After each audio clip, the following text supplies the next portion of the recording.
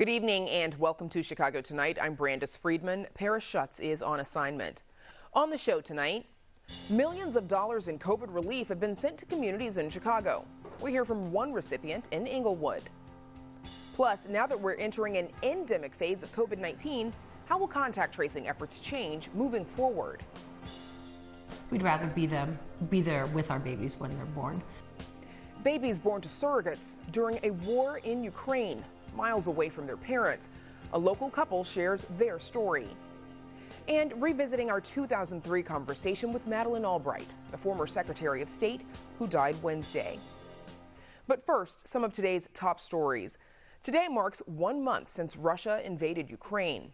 At a meeting with NATO leaders in Brussels, President Biden praised the strength of the international alliance against the actions of Russian President Vladimir Putin.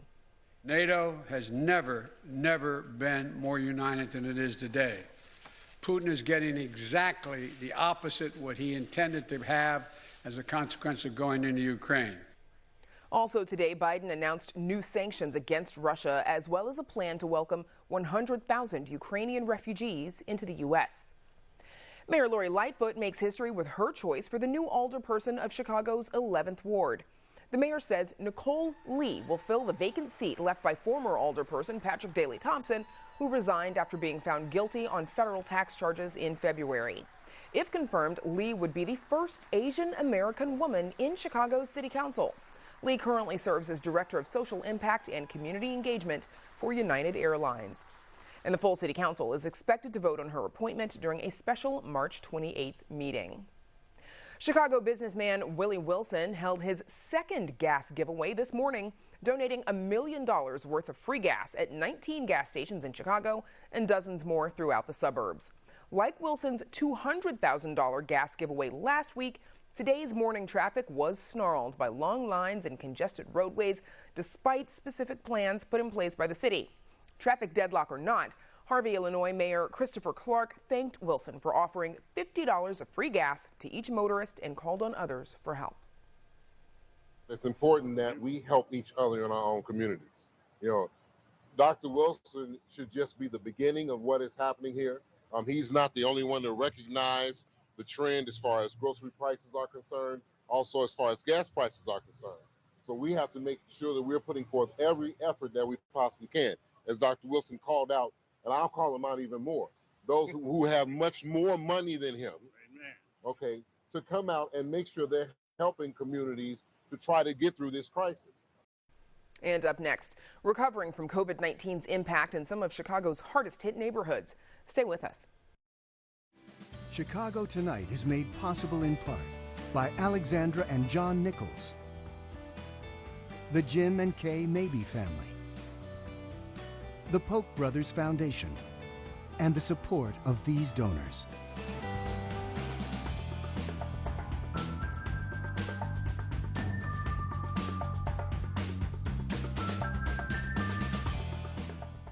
Food, rent, mental health support. Those are just some of the needs in communities across Chicago these last 2 years especially. In that time, the Chicago Community Trust, along with the United Way of Metro Chicago, have partnered with community leaders to invest $35 million in neighborhood businesses and pandemic resources as part of a COVID relief and recovery effort. So joining us now to talk about these efforts are Cecile DeMello, Executive Director of Teamwork Englewood, Kimberly Gunther, Chief Impact Officer at United Way of Metro Chicago, and Gloria Castillo, Director of We Rise Together, an initiative out of the Chicago Community Trust. Thanks to the three of you for joining us. Gloria Castillo, let's start with you, please. What is the importance of focusing specifically on communities when allocating these COVID relief funds?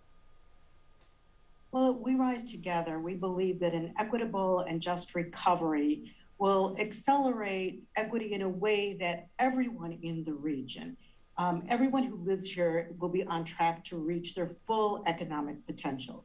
And so it's critically important that we listen to community, that we believe in community, we invest in community, we identify and support projects that are built out of community because they really know the solutions that they need in order for their communities to thrive. So for example, we've invested $18.5 million in neighborhood anchor projects And those are in areas that have been traditionally disinvested. And now by bringing neighborhood anchor projects there, by supporting workforce development, by supporting, strengthening the Black and Latinx businesses in those communities, we can actually see safer, healthier communities, communities that can thrive because they have actually developed the projects and the solutions for their communities. And one of those communities, of course, Inglewood. Cecile DeMello, how crucial were these funds in providing support to Inglewood residents during the pandemic? Sure. So immediately when the pandemic hit, a lot of the clients that we already work with at Teamwork Inglewood started to reach out to us because it had been such a shock to their whole economic household, not being able to go to work. The food insecurities were compounded at that time. And so when we received those funds, especially from the United Way Project, we were able to start doing cash assistance and food delivery support about a week after the pandemic had started. And this was important. A lot of families really relied on that as there was such a big transition. Even though there's a lot of folks unemployed in Inglewood community, those who were employed were, a lot of times are living paycheck to paycheck.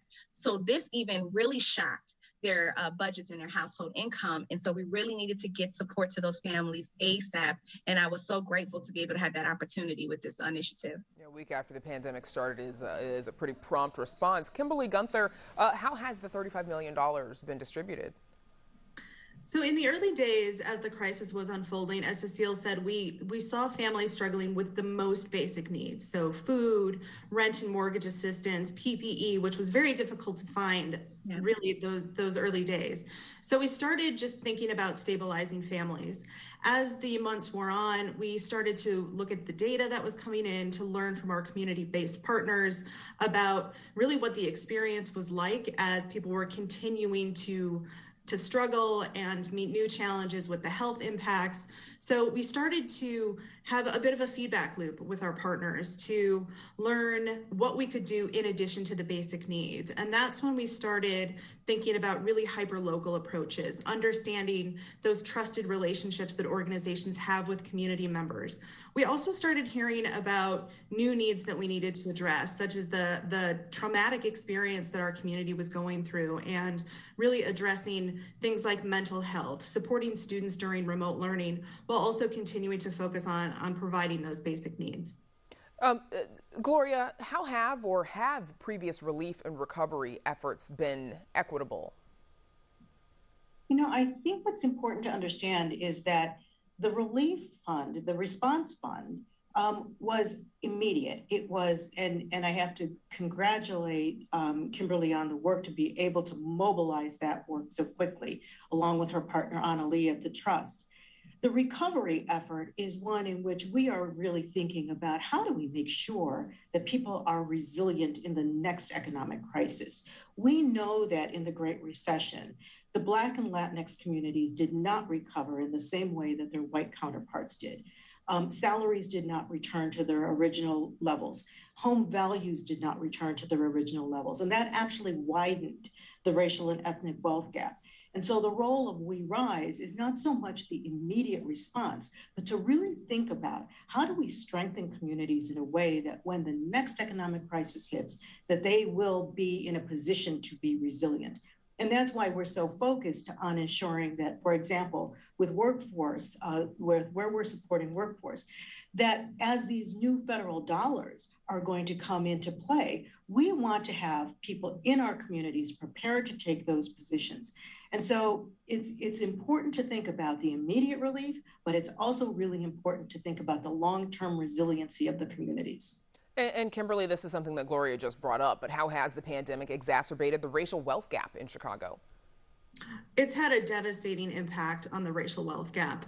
Early on, we were thinking this might almost be something that would touch everybody, but very quickly we saw that Black and Brown communities were being disproportionately impacted by both job loss and COVID-19, the virus. So as we started to move along, we really were thinking, how do we not just support these communities by providing additional resources, but how do we stay in dialogue with them about moving towards recovery? So at the same time community-based organizations were thinking about how do we get food into households, they were also thinking about what do we need to put in place to think about long-term stability. And we found that the infrastructure that United Way neighborhood network communities have was incredible in doing that outreach in communities, and was really something to jumpstart thinking about recovery. And so we were thrilled to be able to expand to 3 new communities, including Englewood with Cecile and Teamwork Englewood, which we announced last week. But really it is this neighborhood framework where there are incredible resources and expertise is something that we need to be investing in. And Cecile, moving forward, what else do Englewood residents need in terms of pandemic recovery resources? I think strategic employment opportunities is something that was definitely illuminated during the pandemic. So many residents rely on service and retail jobs that may not return in its full capacity before the pandemic. So how do we find new career paths that move residents from living paycheck to paycheck and a minimum wage to a more sustaining wage for their families? Another piece that was clear is also the digital divide. How do we, bring more internet into more homes in the greater Englewood community and expose young people and parents and adults into more computer literacy programs that help them to be more competitive in other kind of careers and industries? And then lastly, supporting young people was something that was very important during the pandemic. So many young people had suffered from depression and anxiety during the pandemic.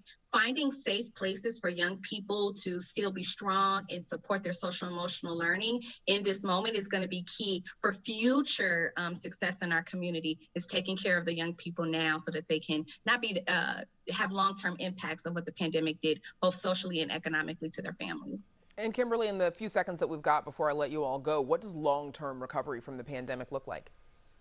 Long-term recovery means really supporting community-driven and community-owned initiatives, supporting the expertise that exists in communities with resources, with relationships, and really equipping organizations with what they need to bring their incredible community visions to life. Okay, we'll have to leave it there. Best of luck, and thanks for the work you do. And thank you for joining us, Gloria Castillo, Kimberly Gunther, and Cecile DeMello.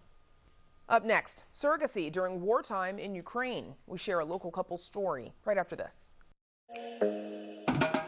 Thousands of Puerto Ricans are taking to the streets to protest massive blackouts. Over the years, Mexican culture, from food to music, has become woven into the city's tapestry. Medical professionals share the latest recommendations on COVID-19 booster shots. DACA recipients have been facing longer delays than normal in their status renewal. Little Village is one of my favorite neighborhoods. This neighborhood comes together to celebrate such an important day in our culture.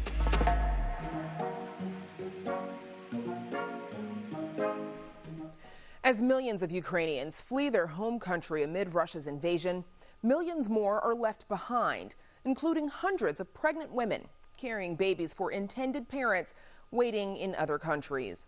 The international nonprofit Growing Families estimates around 950 Ukrainian surrogates are carrying babies for foreign parents. Among them are a Highland Park couple who are waiting anxiously to hear that their surrogate and their twin babies are safe. Meet 20-month-old David Sterling. He loves a good round of Wheels on the Bus. The horn on the bus goes beep, beep, beep. Hiding from his parents. Where's David? Where's David? And the occasional high five with a news reporter. As much fun as they have with their son today, parents Jeff Sterling and Lilac Epstein struggled for years just to have David at all. He is the love of our lives. We, oh my goodness. Easy question, huh? We spent about 7 years doing fertility treatments because we both have health problems. And after 7 years and 10 doctors, 2 countries, we decided to go the route of a surrogate. David was born via surrogate in Kyiv, Ukraine at the height of the pandemic in the summer of 2020. While Jeff is his biological father, he and Lilac also have the help of a separate egg donor. And this little guy is going to be a big brother. Lilac and Jeff are expecting twin girls this summer, also via surrogate, also in Ukraine. We're terrified. We're We don't know what, because things seem to change moment to moment, and there's a time zone difference on top of that. We're up all hours of the day and night. In the last 5 years, Ukraine has emerged as the second most popular destination for surrogacy, only behind the United States. That's according to Australian-based nonprofit Growing Families, which estimates around 1,500 babies are born each year to Ukrainian surrogates for foreign couples. In part because some of the nations that had a lot of surrogates, like India and Nepal, outlawed surrogacy, so made it illegal. Most of Europe has outlawed surrogacy in some form or another. And it's still not cheap. I mean, it's still so expensive, but, about $40,000 or so all told for a surrogate in Ukraine versus easily over $100,000 for a surrogate here in the U.S. But as the Russian military bombards Ukraine, intended parents in the U.S. and other countries await word, hoping their surrogates and babies are safe. A difficult task as images like these pour in. Babies born to surrogates cared for in basements and bunkers, hiding from Russian bombs, a world away from their intended parents. We don't know how things are going to be tomorrow or next week or even a month or 3 months from now when our surrogate is ready to deliver. There's a lot of unknowns, a lot of uncertainties. Lilac and Jeff say they're thankful their agency, World Center of Baby, has been communicative, keeping them posted on their surrogate safety, even putting them in touch with her directly. We caught up with one of the team members, now running operations from Cyprus. Can you imagine? Surrogacy on its own is such a difficult and anxious process because someone else is basically carrying, your child for you, and they're far away. You have no control of what's happening. And then all of this is also happening at a time of war when there's constant shelling, bombs exploding, etc. So intended parents as well, this is a horrible, most horrible time for them imaginable. While more than 3 million Ukrainian refugees have fled the country, that's not so easy for a surrogate mother. There might just be physical reasons why they can't. I mean, it might just be harder for them to move quickly or be in a crowd. I mean, you read about people who have to wait in line for 24 hours possibly without food or water, and you can't do that if you're pregnant. So it is incredibly hard for them, incredibly scary. Additionally, surrogate women already have their own children and families to consider. And legally, not every nation recognizes surrogacy. So if a surrogate mother delivers in another country, the baby's intended parents may not be named on the infant's birth certificate, setting up an international court struggle. So it could be that the birth certificate will instantly list the birth mother, the mother who birthed the baby, and then the intended parents may have to go through a lot if they want to adopt the baby. So there may be barriers there. When David was born, Lilac and Jeff were able to make plans to head to Ukraine to await his arrival. This time they have more questions than answers.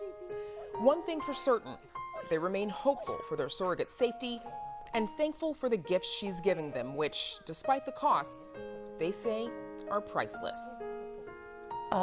David's surrogate told us that she really wanted to be able to, she loves having children, and she really wanted to be able to provide that to another family. And, she really did. She made us a family. Lilac and Jeff say they have been able to communicate with their surrogate by using WhatsApp and a lot of Google Translate. Their twins are due in July, but the couple is uncertain where they'll be delivered. International nonprofit Growing Families says it's assisting with 10 infants who've been born in Ukraine and need birth certificates, travel documents, and safe passage out of the country. There are another 95 cases on their support list with surrogates in various stages of pregnancy. Up next, changes to local COVID-19 contact tracing efforts. But first, a look at the weather.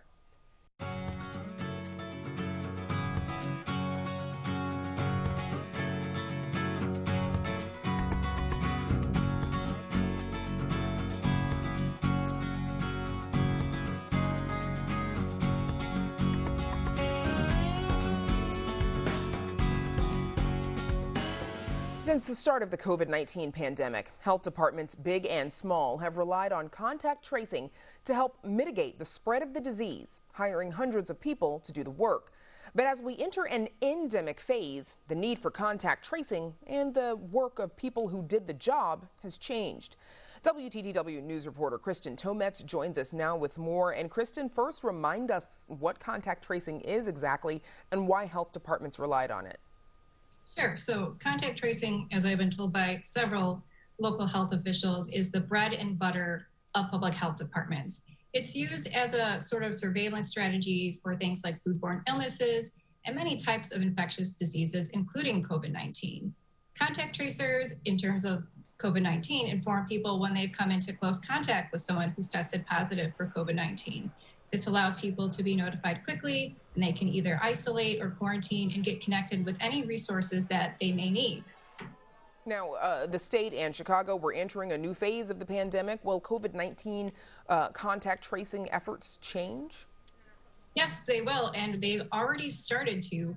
Late last year, the state began centralizing its COVID-19 contact tracing efforts to take the burden off of local health departments.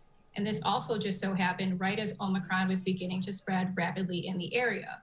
Local health departments are now focusing their resources on high-risk cases and settings like long-term care facilities, other congregate settings, schools, and any unusual outbreaks. So at the start of COVID, obviously Chicago hired hundreds of people to do the work. Will they continue to work for CDPH? What's next for them? They will continue working with the city's community-level contact tracing program through the end of the year. Next month, the Chicago Cook Workforce Partnership, which was picked by the city to hire all those hundreds of people to do that community-level contact tracing, is actually hosting a career fair for everyone who's still working in that program. In addition, the city regularly informs participants about job openings. The goal is to make sure that when the program ends, it doesn't mean that's the end of a job, but instead a path to a career. Now, once that program does wrap up, the city does have plans to use a similar model for broader, longer-term health initiatives by having Chicago residents serve as sort of public health ambassadors. Okay, so a shift for some of those folks as well. Kristen Tometz, thank you so much for joining us. Thanks, Brandis. And you can read Kristen's full story on our website. That's WTTW.com/news. Up next, remembering former U.S. Secretary of State Madeleine Albright. But first, a look at some events happening this weekend.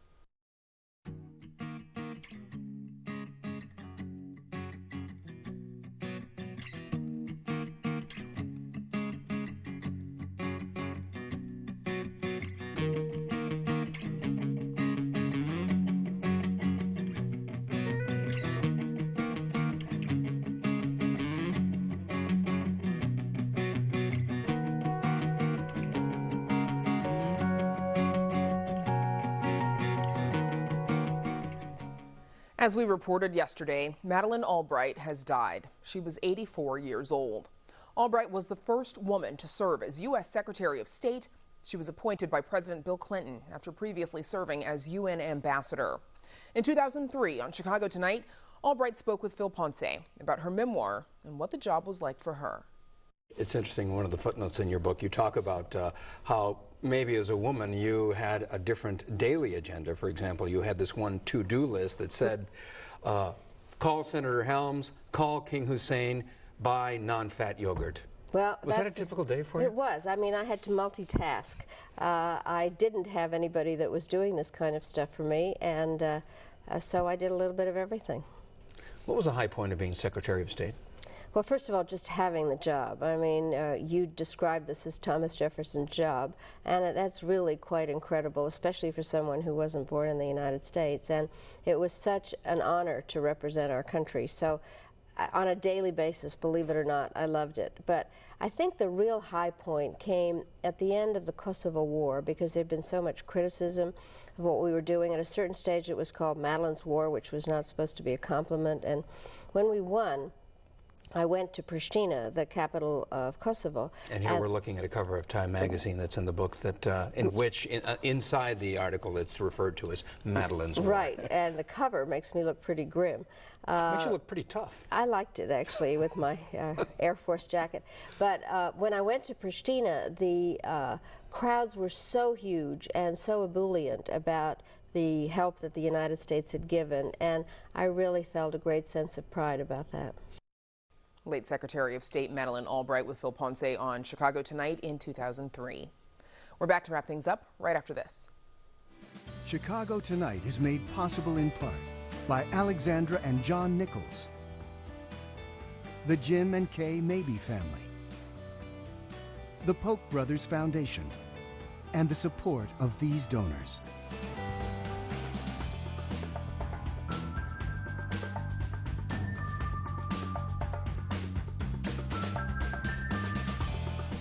And that's our show for this Thursday night. Don't forget to stay connected with us by signing up for our daily briefing. And you can get Chicago Tonight streamed on Facebook, YouTube, and our website, WTTW.com/news. You can also get the show via podcast and the PBS video app. And please join us tomorrow night at 7 for the Weekend Review. Up next on WTTW, Jay's Chicago. Now for all of us here at Chicago Tonight, I'm Brandis Friedman. Thanks for watching and have a good night.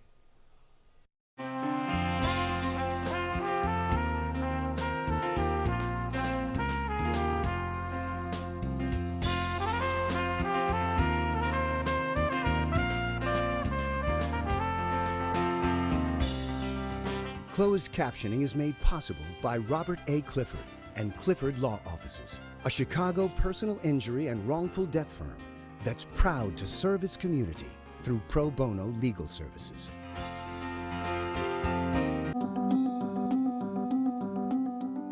Uncool the midwife. I can't do it. These families create a drain on finite resources. No one has the right to decide who is worthy to be born. It's so beautiful, baby girl. Sunday at 7 on WTTW. Monday, April 13th, 1992 will long be remembered by Chicagoans as the day of the Great Loop Underground Flood. People were like, what flood? Because you couldn't see anything at street level. Everything was fine. At Kinzie Street, Mayor Richard M. Daley had arrived at the scene of the damaged tunnel. By then, a Kinzie Street bridge was already almost like a crime scene. There was tape up, there were fire boats in the river. Could you see anything down there? No, it's all strictly by feel.